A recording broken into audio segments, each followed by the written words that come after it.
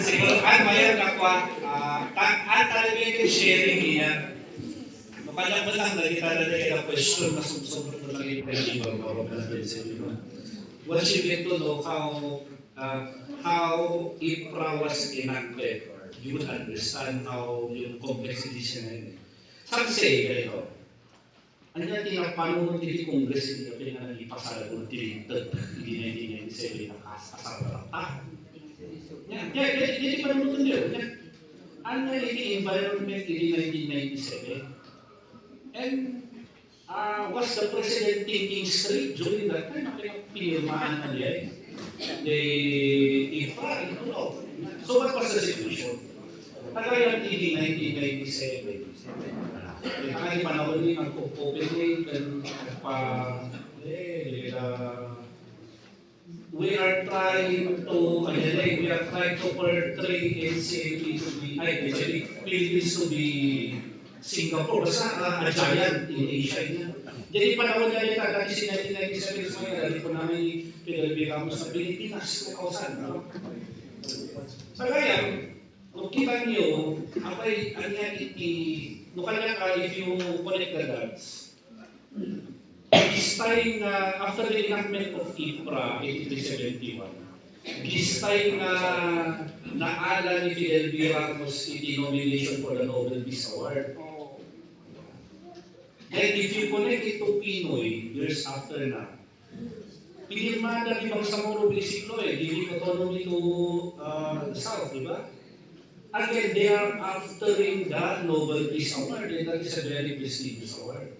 So, there's a possibility before, the enactment in the IPRA was based on personal gain and self-gain, and that is kaya ni Fidel V. Ramos, kaya ni Pilipinas na dati ni pinaka-first. Kasi indeed, after the enactment of IPRA, dati ni pinaka-first na country to give a domestic law recognizing the rights of PIDs. And also, it earned Fidel V. Ramos close this time na maala na denomination going towards maala na the Nobel Peace Award. So, yung baka di ay in situation na ilawan ka so napirmaan ini siguro kasi considering how the environment the politics niya so kasi dahil asal dahil so kaya na i-water down okay so madugado itinos anak Adelos, dapat ang taligod, o dapat ang ito ni half-half.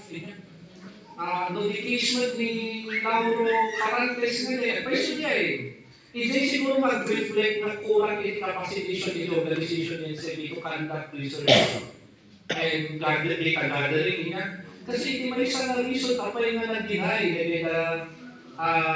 claims, iti-evaluate, iti-value, apart from section 78 of IPRA niya. Tinakakami nila yung kanda naman i-prove the actual and continuous possession na. Kasi naglalawal din na at hindi duwa ng full of thoughts, pag pinang-ipin niya yung siyempre, ay kung yun ang magistrates niya. At duwa ng full of thoughts, kung po na nila wala pa iso nag-trigger na i-prove mo the actual possession. Since time hindi mo na, how would you do that? Nag-trigger. Well, kung na naman nila may isang discussion ng UPC namin, that is the implied way of justice Leon and telling us na huwag kayong kahaman.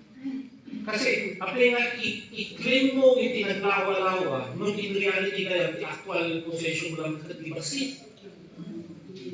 Kasi nga, implied, dito ba lang yun, grabe mo, inang-claim nyo. So, malikatan ka talaga na i-claim, itinalawag. Nung nalakaan ka na i-claim mo, ay nga talaga nagkanatilan ni ancestors. No, I don't know how that is a two full of thoughts na kanayon na rumrumwa kasi ang interpretasyon mo ni Justice Leon nga kasabag yung apay nga empower na ang desisyon na very adversarial ni IPC Kibagyo. Pag isang na siya, kasi baka nila, hindi likely, tadi agad-aras sa Leonin na sinublaan yung i-claim nyo.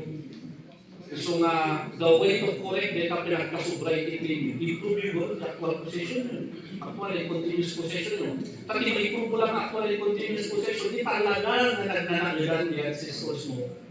Haan na di ay inayon mo. Analigat mo mga ikot di ay.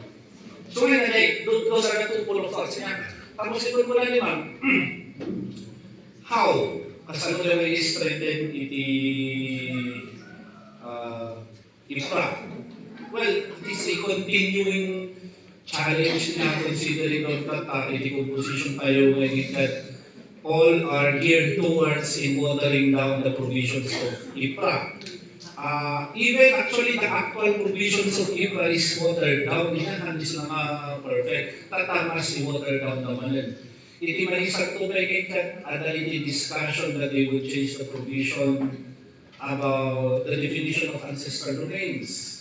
Kasi if you look into the provision of IPRA, nung kuna na ancestral land, niya, yun tahan na karaman iti natural resources. Only in ancestral domains sa karaman iti natural resources. Now, di baga na apay nga sa bali di definition na why not the ancestral domain na tahan na karaman iti natural resources. Ano na yung nakakastang move on how they would would like to water down IPRA. Pero right now, makikita kayo, probably there are introductions of bills. Siguro may more on naka-centered interest ni Romualdo na kayat na haan na grupa na ancestral domain iti committee ni so i-introduce a law transferring the functions of NCIP to AMR kasi makita na nga mas makaskasaw na siguro ni DNR as compared to NCIP at NCIP na kapuntahan na siguro pala kasi makikita nila na there are a lot of laws na may introduce at dahil itinakapasang law may magbalang na ang manabantayan that is the EBOS law. Kada EBOS law gave timeline for the community to decide to do that job. Kasakay bagang kina-IPs, tungtungan yung tinay sa proyekto no, by Monday dapat ala decision. You cannot do that, you cannot set a timeline for this community decision-making process.